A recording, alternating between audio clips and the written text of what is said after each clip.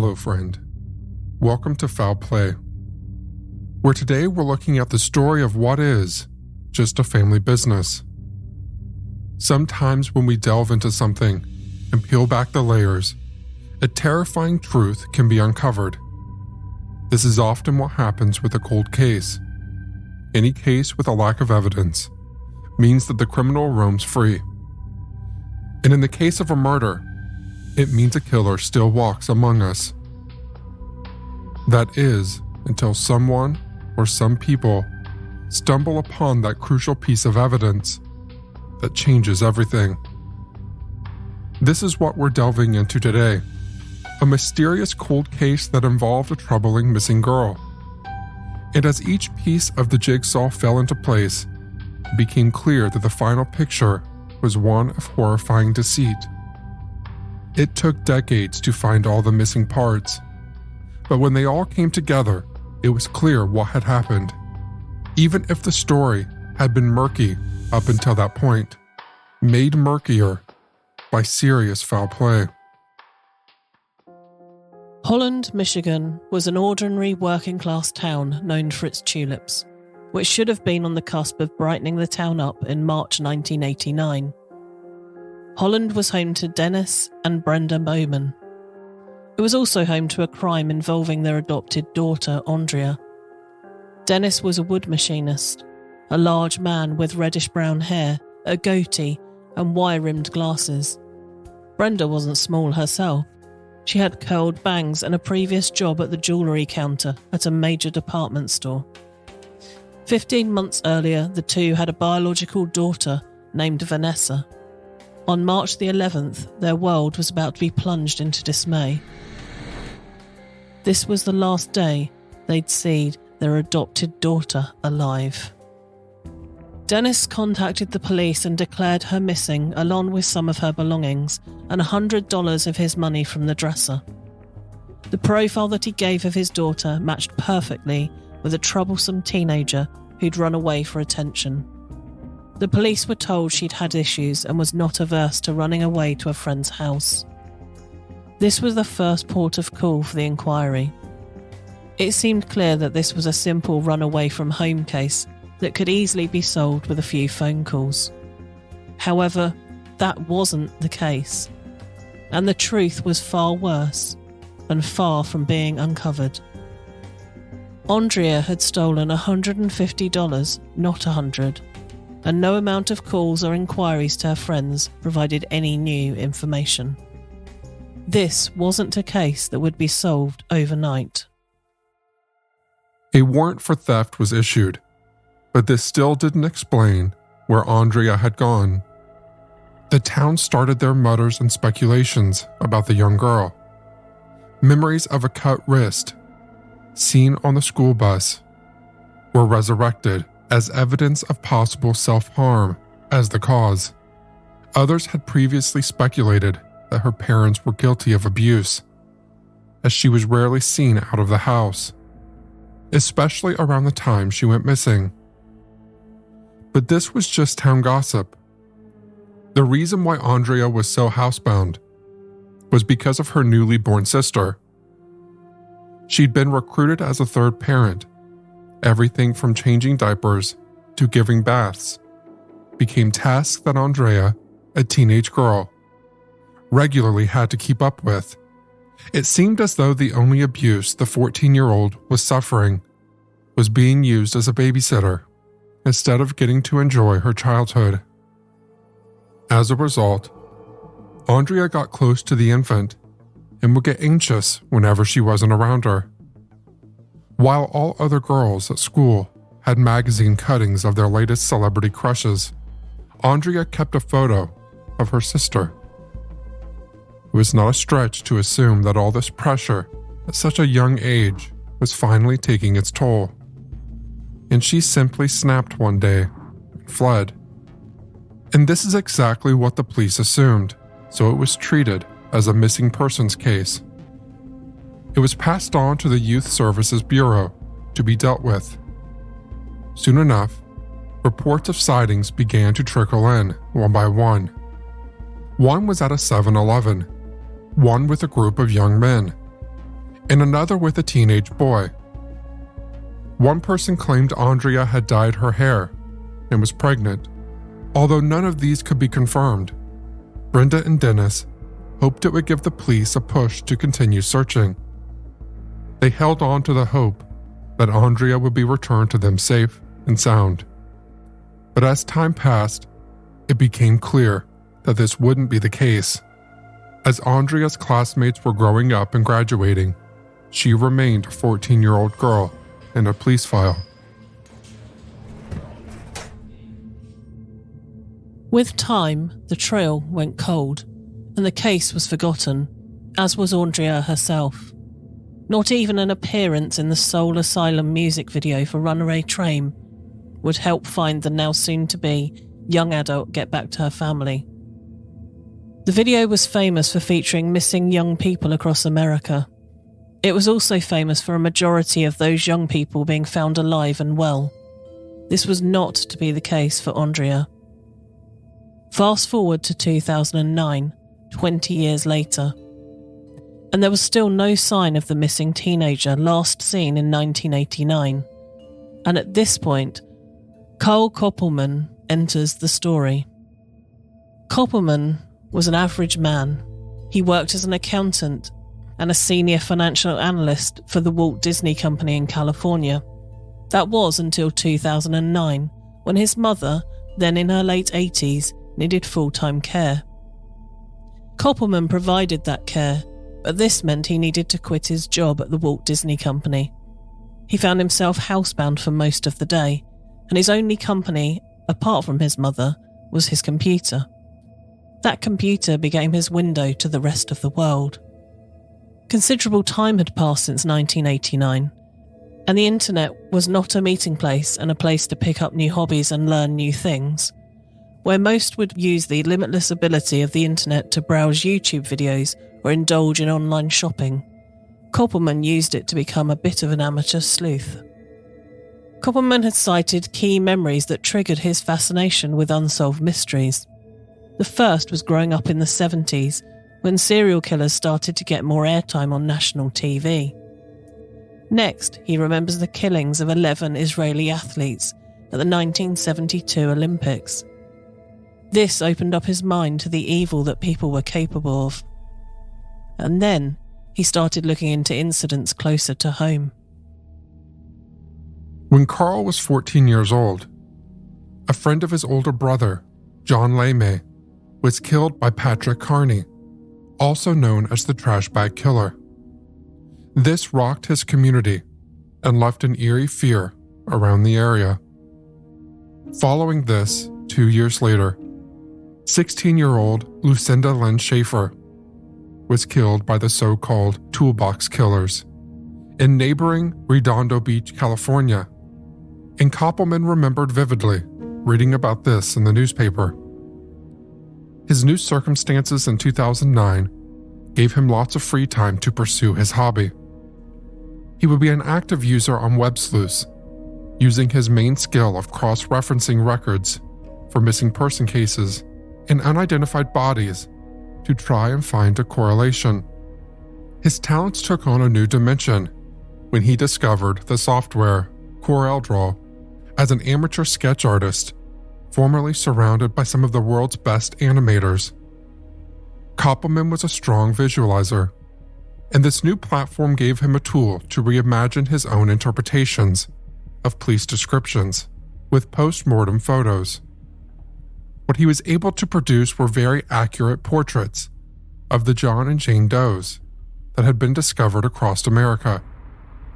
Matching these with pictures from missing person reports proved incredibly effective in opening up cold cases. So effective, in fact, that the police started using Koppelman's services. All of this was voluntary. He wasn't paid a penny, but he was happy to help the authorities in any way he could, as his mother would sit in the opposite room. He was helping people, keeping himself occupied, and looking after his mother. Without realizing it, Koppelman had accidentally become one of the best forensic sketch artists in America. But before Koppelman got to this point, In 2009, he was still just an amateur detective, only just scratching the surface of his true capabilities. His eye caught one particular case, known as the Racine County Jane Doe. She was found dead in 1999. Her autopsy revealed a tragic demise, featuring brain injury, sexual assault, and other evidence of abuse. She was a complete unknown, but despite that, it didn't stop people from coming out from the farming community, attending her funeral, and leaving a gravestone that read, "Gone, but not forgotten."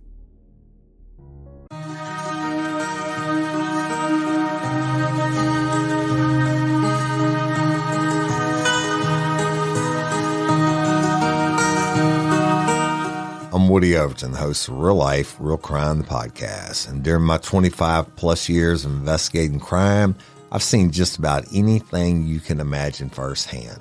I share those stories each week on Real Life, Real Crime. Those stories are real, they're raw, and they're enjoyed by audiences all over the world. Last year, we hit #1 on both iTunes and Spotify charts, and I was featured in a Friday Dateline special in April, Who Killed Courtney Coco? When I'm not solving cold cases like the Courtney Coco murder, I'm hanging out in the studio with my buds Jim Chapman and Mike Agravino. Jim, Mike, and I co-host Real Life, Real Crime Daily, where we talk about current crime stories, but do so like three guys hanging around in a bar. We cover the headlines, but we also cover the obscure, the kinky, and the dumb side of crime.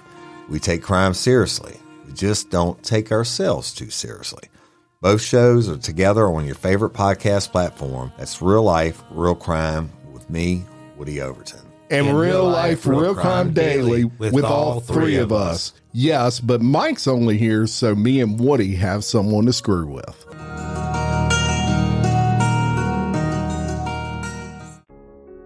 If there was ever a tagline for Koppelman's work, this was it. He got to work and started by getting as much of a description as he could gather about this Jane Doe. She had hazel green eyes, 2 piercings in each ear, and short reddish-brown hair. Add to this the fact that she was 5'8", 120 pounds, and between 18 and 30 years old, and Carl had something solid to go on. The next step was combing through the missing persons database to try and find a match. At first it seemed like there was nothing, just a load of dead ends where a key piece of information didn't match the description. But then he saw a possibility. Aundria Bowman. By his estimates, she would have been 25 in 1999, and her physical description was a close enough match. It was a 4-hour journey between Holland and where the body was found, which was definitely close enough to seem plausible. Armed with enough information to continue pursuing this line, Koppelman went to work mocking up a sketch and took it to the police, complete with highlighted areas of common ground between the photo of Aundria and the Jane Doe he was looking at. The police agreed this was enough to reopen the case, and after a 20-year hiatus, there was some hope of closure in the Bowman story. The best way of positively identifying a match was from DNA, but the biggest complication here was that Aundria was adopted, a key detail the sleuth didn't account for. Police would need to track down her birth parents to provide them with what was required. This would be a long, drawn-out process. While this was happening, Koppelman went back to doing what he did best and combed the internet for any more information he could. But what he found, nothing could have prepared him for it. When he logged into classmates.com, he found a profile for Aundria Bowman. Was she still alive? And if she wasn't, why was someone making it look like she was? Why was this person trying to make contact with her old school friends? The answer to these questions would involve another amateur investigator, Kathy Tarkinian. Much like Aundria Bowman, she had not had the best of upbringings. She grew up with 5 siblings, from 3 different fathers, and there was unmistakably constant instability within the family. She had a stepfather who was deployed with the Navy, and would be away for long stretches. Her family would move 7 times before 7th grade. But regular fights and the constant uprooting of her life wouldn't be her only trials. At the age of 10, Kathy was sexually assaulted by the husband of her mother's friend, and at age 12, she was molested by a teenager. So, just like Aundria, who was also denied a childhood, Kathy ran away from home. It was 1972 when Kathy boarded a Greyhound bus from Virginia and fled to Memphis for a fresh start. This wasn't her final destination. She would eventually follow a colorful character to Mardi Gras in New Orleans, where she set up camp. This became the fresh start Kathy needed. She found like-minded people and others who had fled for a better life. This community helped each other out, and they would ensure they were all fed and watered, get each other work, and keep each other off the streets. It was a relative paradise to where she'd come from. It was here that she met 19-year-old Randy Badger, and soon the two hit it off. Things were starting to look rosy for the teenage runaway. The young couple traveled to South Carolina to get permission from Kathy's parents to marry, and they were only too happy to pass on the responsibility of their child to someone else. Her mother seemed especially keen on this. The two were married, and they didn't get to have a first anniversary before they found out that Kathy was pregnant. On June the 23rd, 1974, baby Alexis was born, allowing Kathy to give her daughter the childhood that was robbed from her. Unfortunately, Randy Badger didn't feel the same way.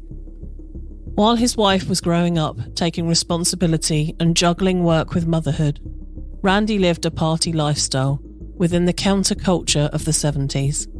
This included multiple affairs, which were discovered when Kathy came back home to see her husband kissing another woman on the sofa, with baby Alexis crying without a diaper.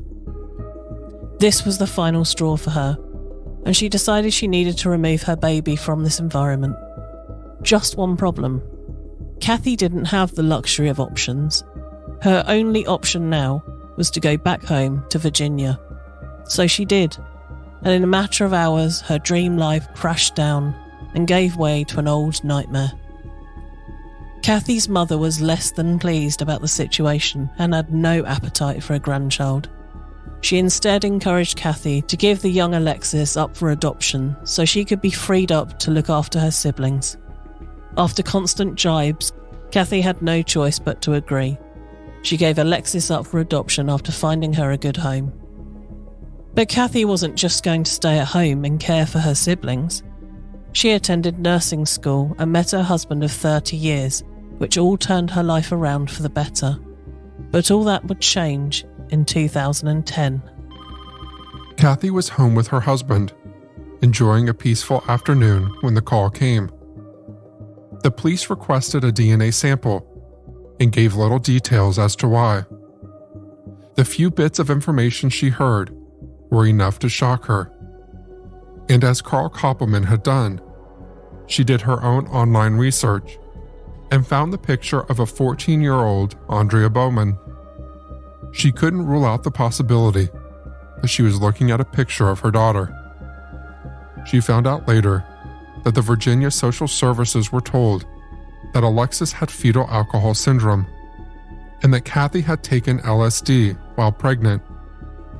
None of this was true, but it did affect the kind of home Alexis was sent to.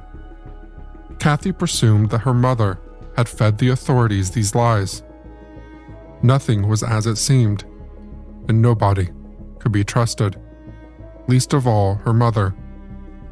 This spurred Kathy to look for the truth and set up a classmate's profile to get in touch with Aundria's school friends. But it wasn't them that responded. It was Koppelman.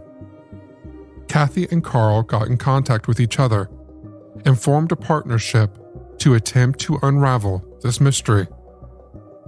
The results of the DNA tests were now vital and figuring out if Aundria was, in fact, Alexis. But so many questions remained. If Aundria was indeed dead, then how did it happen? And who was responsible? In an effort to try and get a head start on these questions, Kathy Tarkinian got in touch with Pat O'Reilly, a retired Michigan detective. He was certain the investigation was botched and that there was only one man they should be speaking to, Dennis Bowman. We'll learn more about this story in episode 2 of this series. Amateur detective work can uncover all manner of intriguing and horrifying true stories, and this is no exception. Thank you for listening, and we'll see you in the next one.